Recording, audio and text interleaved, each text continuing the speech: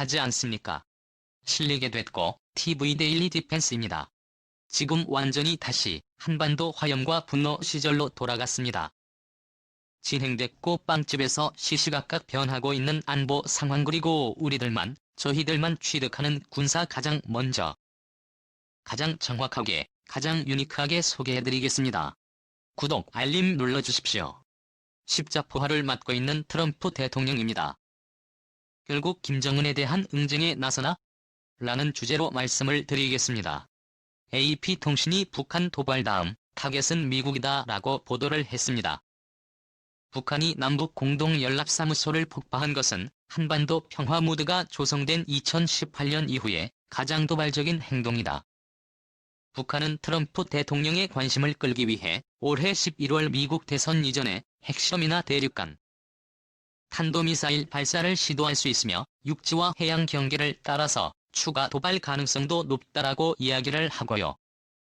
북한이 11월 미국 대선 전에 핵실험이나 12월 발사와 같은 형태로 미국에게 실질적으로 위협이 되는 수단을 쓸 것으로 보이며 이런 실질적인 긴장 고조가 트럼프 대통령의 관심을 잡을 수 있는 유일한 방법일 것이다라고 보도를 했습니다. 그러니까 결국 지금 북한이 한국에 대해서 서울 불바다 그리고 개성공단 금강산 지역 그리고 철소에 던지 피병력 집어넣고 뭔가 지금 한국의 국지적인 물리적인 공격을 타격을 할 것 같지 않습니까? 그러나 그 다음 타겟은 미국이다. 그게 7월 이후가 될 것이다. 그리고 10월 이전이 될 것이다. 그래서 제가 사실은 작년부터 7월 위기설 그리고 10월 위기설을 쭉 주장을 하셨는데 그런 상황이 될 것이다. 왜 트럼프의 재선을 막기 위해서 김정은은 그런 선택을 할 것인가?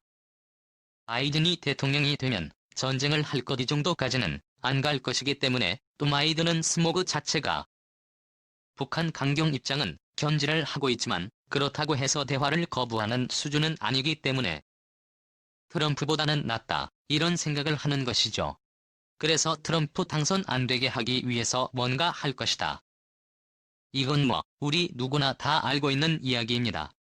미 언론이 북한 도발로 트럼프 대통령이 실패한 대북외교의 단면이다라고 맹비난하고 나섰습니다.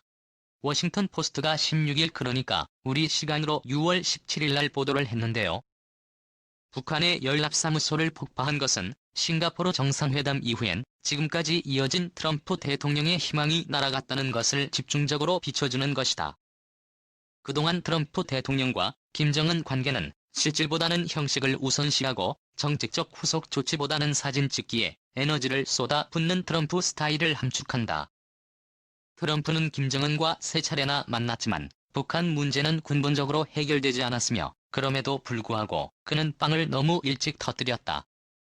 북한의 이번 도발은 트럼프의 실패한 대북 외교의 한 단면을 보여준 것이다라고 완전히 맹비난했습니다. 백악관은 워싱턴에서 워싱턴 최대 일간지 워싱턴 포스트가 이렇게 트럼프 대통령의 실패한 대북 정책이라고 하면서 맹비난을 했어요. 이제 트럼프 대통령은 점점 궁지에 몰려져가고 있는데요. 이것뿐이냐? 아닙니다. 어마어마한 데서 지금 십자포화를 퍼붓습니다. 자, 미국의 공영 라디오 방송 NPR에서 트럼프는 실패했다. 미-북 관계는 2년 전으로 돌아갔고 북한은 더 많은 도발을 준비 중이다.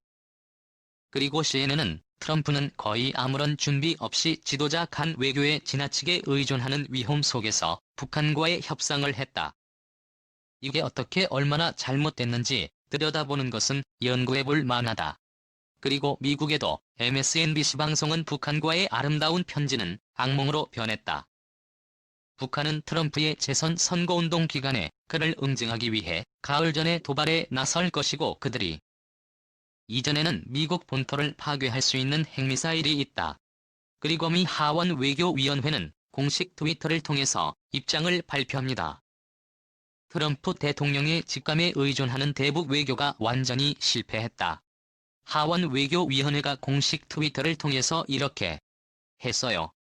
그러니까 미국의 각종 통신사, 언론 그리고 방송국 그리고 정치권까지 완전히 그냥 십자포화를 퍼붓고 있습니다. 물론 폭스뉴스나 이런 데는 아직 나서지 않고 있습니다마는 어쨌든 이렇게 완전히 퍼붓고 있고 또 아시다시피 프라이드 문제로 국내 문제 굉장히 지금 휘청이고 있는 상황입니다. 이런 상황에서 연일 격화되는 북한 도발에 차분한 경고문을 던지고는 미국이죠.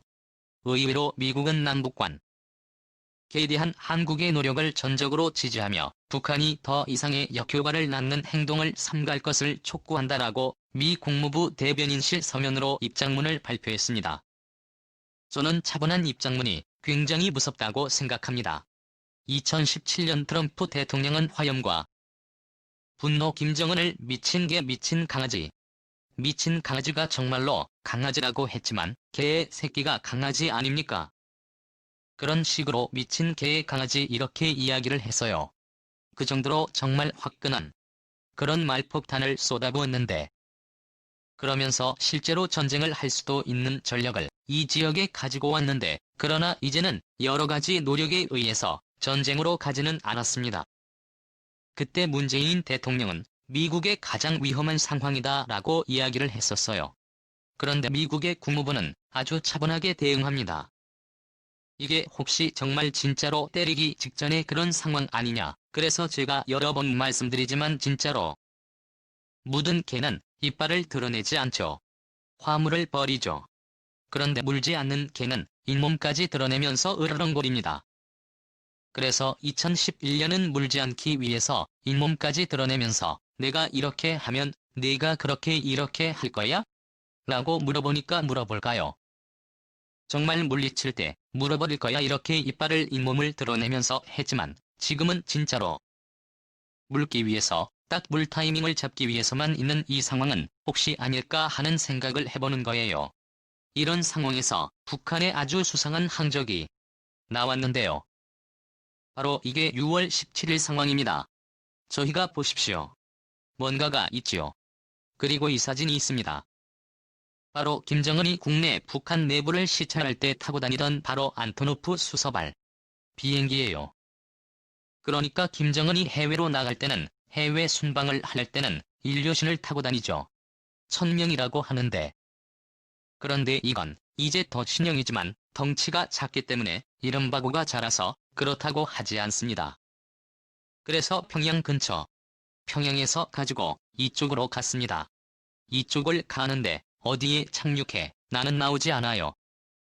그런데 한 방향으로 봐서 니혼 비행장 아니면 반천 비행장으로 가지 않을까라고 생각이 되는 대일부 관측은 블라디보스토크를 하지 않았을까라는 관측도 있는데 블라디보스토크는 아닌 것 같습니다. 왜 블라디보스토크? 블라디보스토크라면 그건 국제선인데 김정은이 김일성이 탔다면 이런 소형 일기는 하겠죠. 그리고 이날 고려항공은 원래 중국 선양으로 가는 11시 50분 인류신 62비행기가 한 대 준비가 돼 있었어요. 전기편이에요.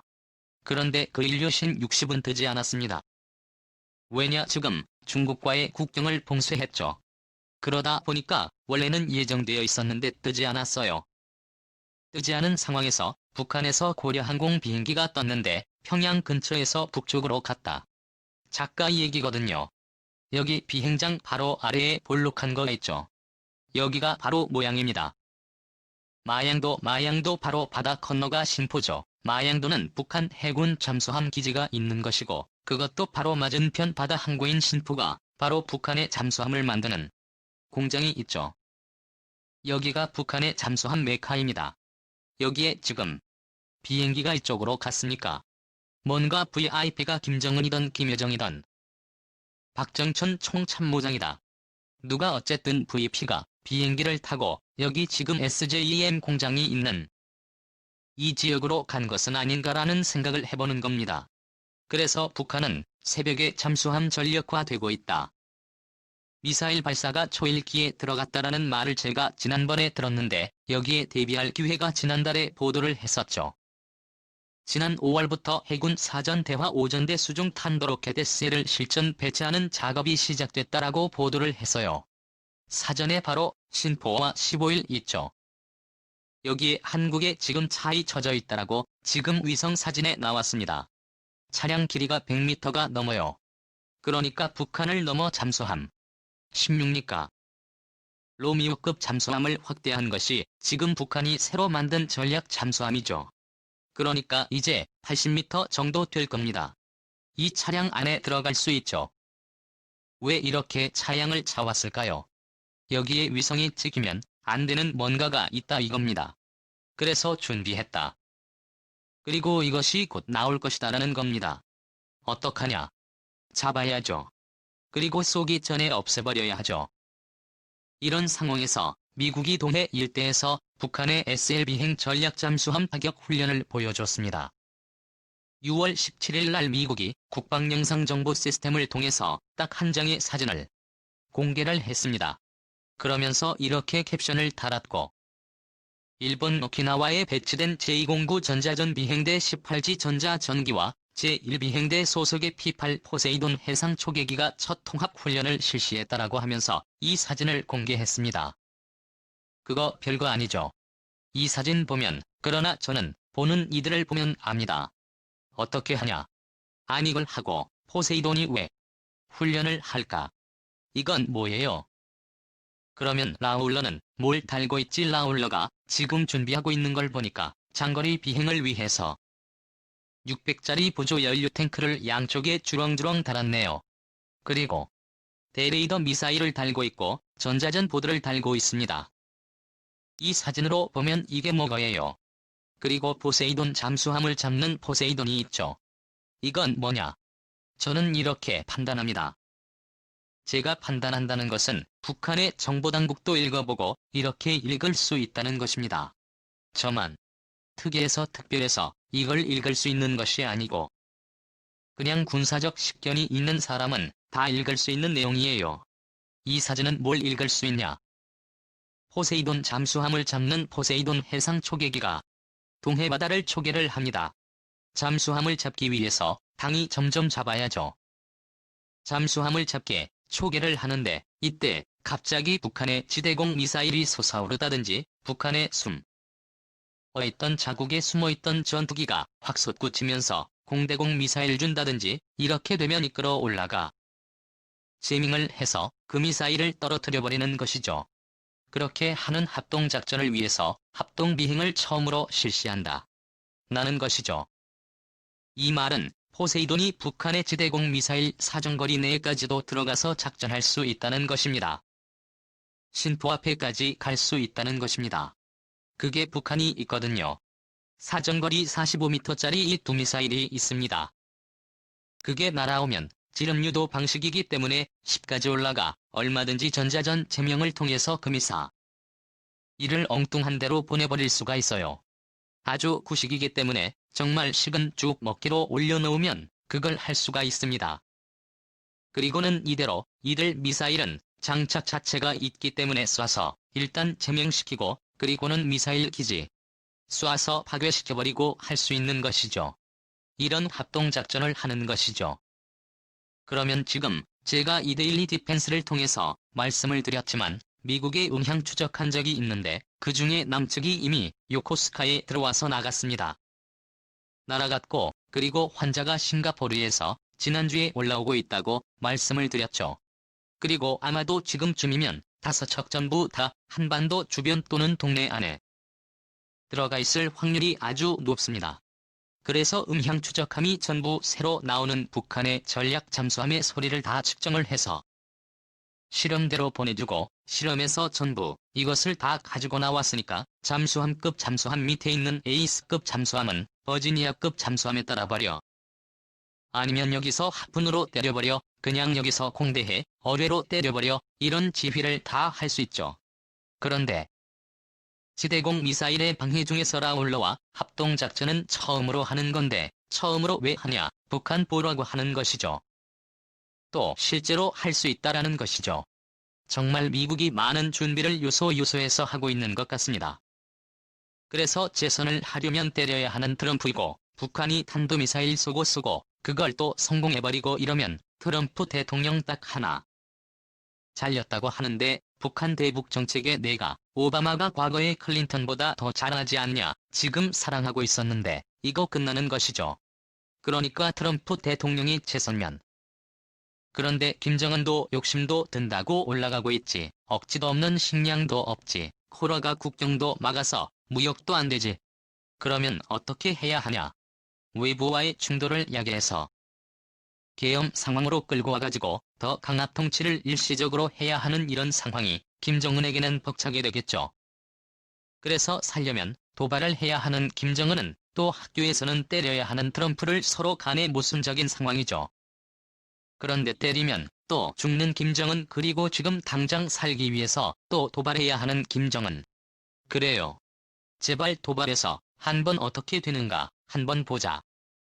자신의 국방팀이 이렇게 계속 시시각각 변하고 있는 군사정보 여러분들께 알려했습니다.